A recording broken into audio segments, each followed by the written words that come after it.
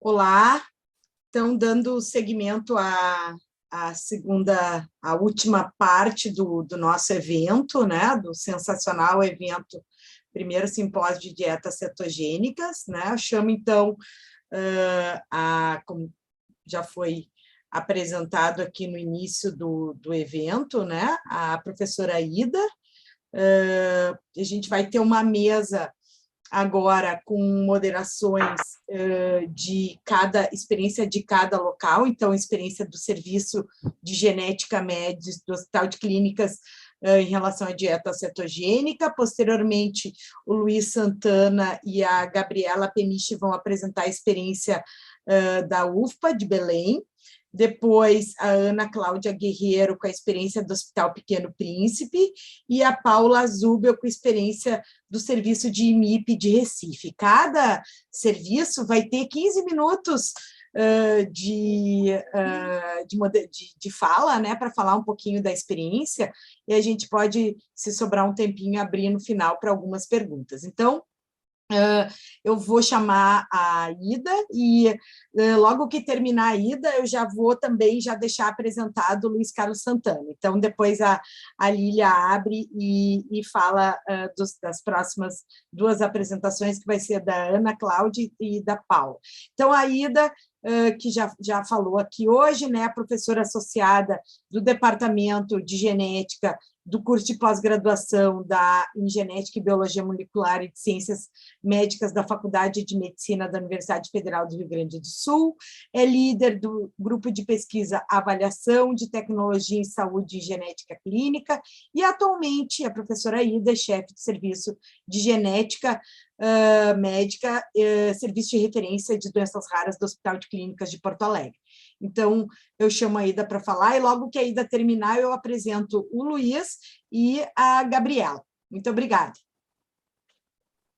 Obrigada. Então, Carol, sem mais delongas, eu vou compartilhar aqui a apresentação. Tá certinho, né? Tá.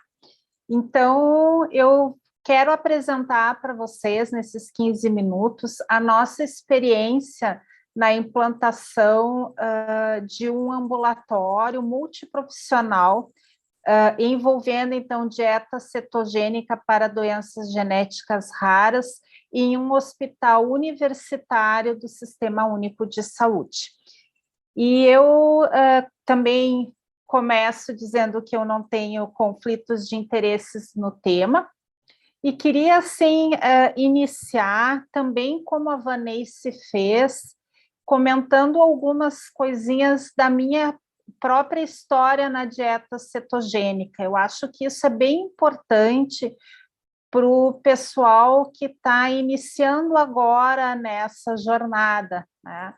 Então, eu quero também testemunhar, assim como a Vanessa fez, que eu sou de uma época onde existia muito preconceito em relação à dieta cetogênica, né? A gente viu agora na fala da Lília, quando teve o depoimento da mãe de um dos nossos pacientes, que ainda existe uma certa confusão em relação ao uso desse tipo de intervenção, que algumas vezes, como é o que nós estamos falando aqui, tem por alvo, tá, realmente o tratamento de uma doença, mas ela também é utilizada para outros fins, e vejam aqui que eu não estou fazendo nenhum juízo de valor em relação à questão do uso para perda de peso, porque nós sabemos que obesidade também é um problema de saúde, tá? Mas então, assim, para as pessoas que não me conhecem, eu terminei a minha residência de genética em 1997, e logo em seguida eu entrei para mestrado e doutorado, mas durante o mestrado e o doutorado eu acabei tendo experiências de assistência também. Conto para vocês que durante a minha residência eu não acompanhei pacientes, eu fiz a minha residência no Hospital de Clínicas de Porto Alegre. Vocês vejam que nós sempre fomos um centro de excelência para erros inatos do metabolismo, mas eu não me recordo de ter tido nenhuma experiência com o uso de dieta cetogênica como estratégia terapêutica. Contudo, ali por volta do início dos anos 2000, eu lembro de duas situações, né, onde eu tive a Lília como minha companheira, que foram duas tentativas de se fazer uso da dieta cetogênica. Numa menina que eu acompanhava que tinha uma epilepsia de difícil controle, então refratária a tratamentos, sem causa estabelecida, e outro para uma criança que tinha um lactato muito alto e que havia uma suspeita de deficiência de piruvato desidrogenase. Vocês vejam que eu já estou apontando para vocês que naquela época também era, algumas vezes era muito difícil a gente ter o diagnóstico bem estabelecido de algumas condições, tá? E isso por si só também atrapalhava um pouco a questão da gente instituir algumas estratégias terapêuticas. E daí o que aconteceu? Como nós somos assim super engajados na área, obviamente nós acompanhamos todo o renascimento da dieta cetogênica e nós passamos a perceber que ela era uma intervenção que no nosso meio estava sendo subutilizada ou subaplicada. A partir dessa constatação, nós começamos a fazer alguns movimentos, né, que é o que eu vou contar aqui de uma maneira muito breve, né, para tentar formar pessoas na nossa instituição, com experiência, então, na área, e que nós pudéssemos, sim, passar a demandar esses profissionais em relação ao atendimento dos pacientes que necessitam desse tipo de intervenção, né? Porque também já quero lançar um ponto que é uma constatação minha, mas que eu acredito que seja realidade, que são poucos os profissionais no Brasil que realmente assim têm experiência no tema, né? Bom, o que nós fizemos, então? Em março de 2020, depois de alguns planejamentos, alguns estresses, enfim, como sempre, né? Quando se tem uma ideia um pouquinho inovadora para a gente sair, assim, do lugar comum, às vezes a gente se incomoda um pouco, né? Mas o que a gente fez? Nós iniciamos um ambulatório, tá? Que tem como principal objetivo promover uma melhor assistência aos pacientes com doenças genéticas raras que necessitam, então, de dieta cetogênica. Esse ambulatório, ele é semanal e ele acontece num horário que não é dos mais agradáveis, mas é o horário que nós temos disponível, que é sexta-feira no terceiro turno. E o que ele tem de diferente é que ele é um ambulatório onde está a equipe da genética junto, está a equipe da nutrição junto e está a equipe da neurologia, tá? Pediátrica. Então, nós conseguimos achar uma sala, um ambiente físico no hospital, que é na Zona 4, onde essas três equipes podem se reunir para melhor discutir o manejo dos casos. No nosso serviço, é de praxe que todo o ambulatório ele é precedido por uma reunião de preparo, né, de discussão dos casos, porque, novamente, nós somos um hospital universitário, então nós temos a função, né, de ensinar, né, de, assim, instrumentalizar tanto residentes quanto estudantes da graduação de várias áreas da saúde. E essas pessoas, elas circulam nos ambulatórios, tá?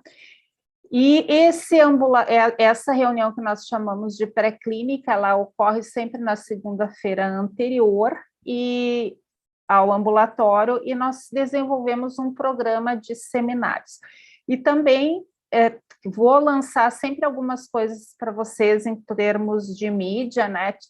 Construímos ou criamos uma lista de WhatsApp com a neurologia pediátrica.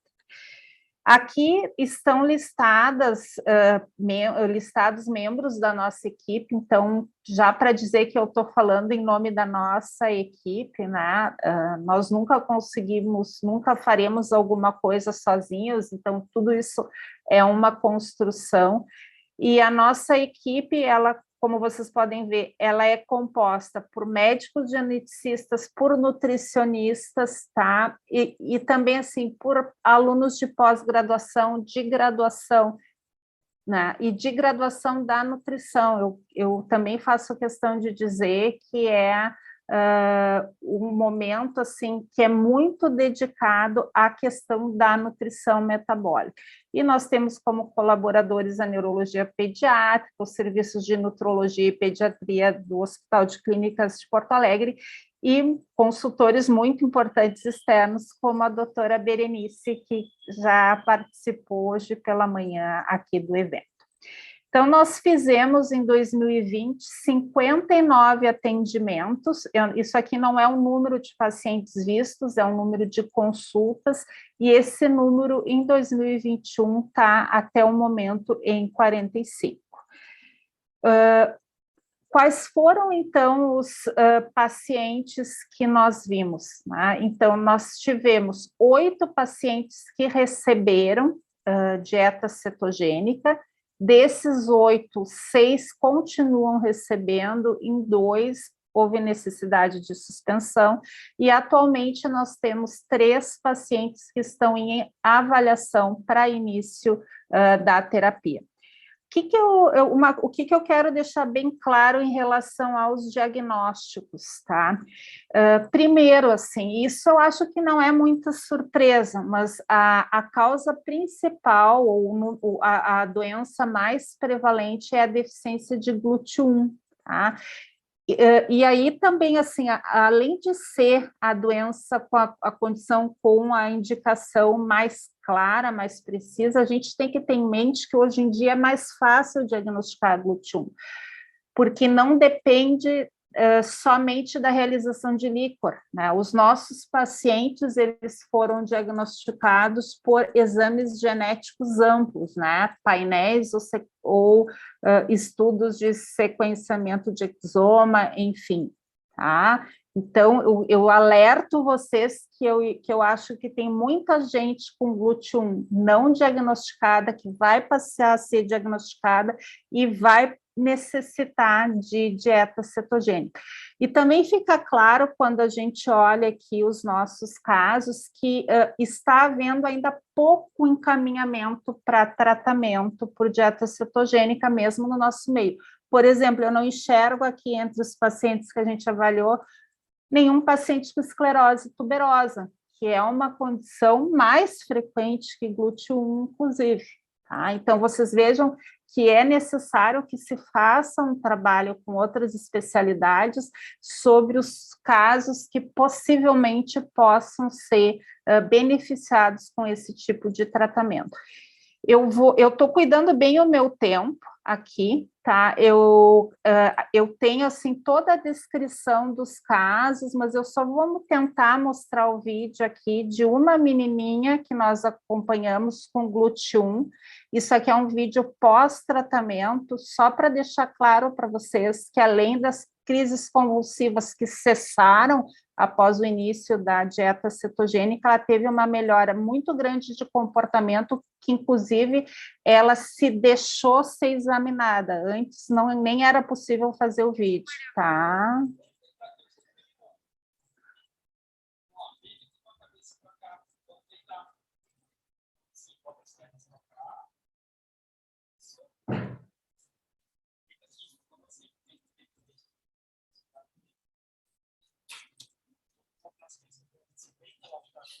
Tá?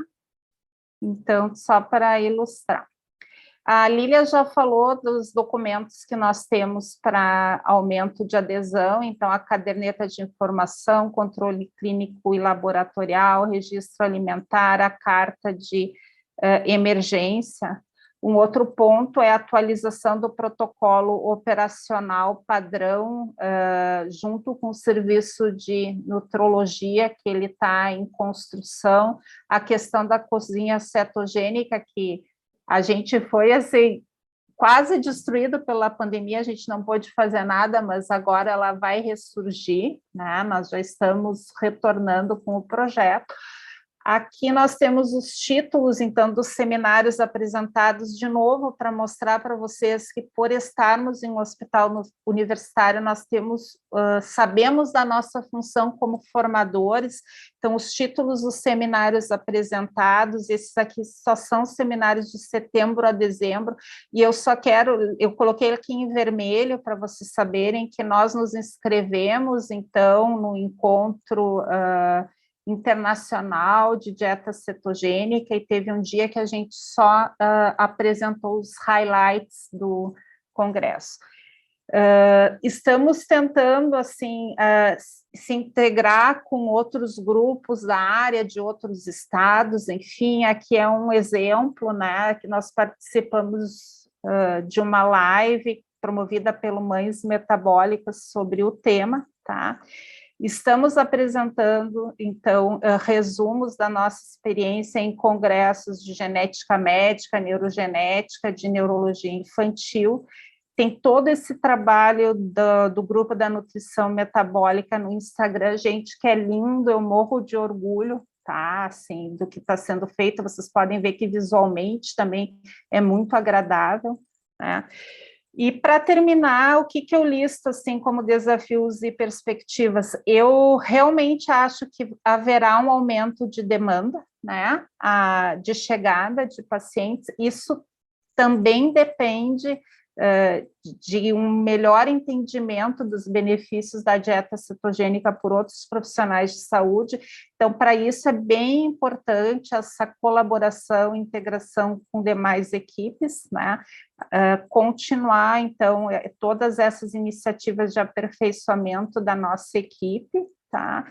E frisando, né, que nós estamos falando aqui de doenças raras, e quando se fala de doenças raras, que a maioria são doenças genéticas, se não houver cooperação, colaboração, integração de todos os profissionais envolvidos, não tem como a gente oferecer um serviço de qualidade, né? Ainda mais pensando na lógica do Sistema Único de Saúde. E eu termino agradecendo aqui, principalmente a Larissa, tá? A Larissa, ela é estudante de graduação da URGS, da nutrição, e ela é nossa bolsista também de iniciação científica, e foi ela que preparou quase toda essa apresentação que eu fiz aqui para vocês. Muito obrigada. No finalzinho, daí, se tiver perguntas, eu estou à disposição. Muito obrigada, então, Ida, pela excelente explanação e mostrando a nossa experiência, que não é muito grande ainda, mas pode servir de modelo, né, para outros serviços.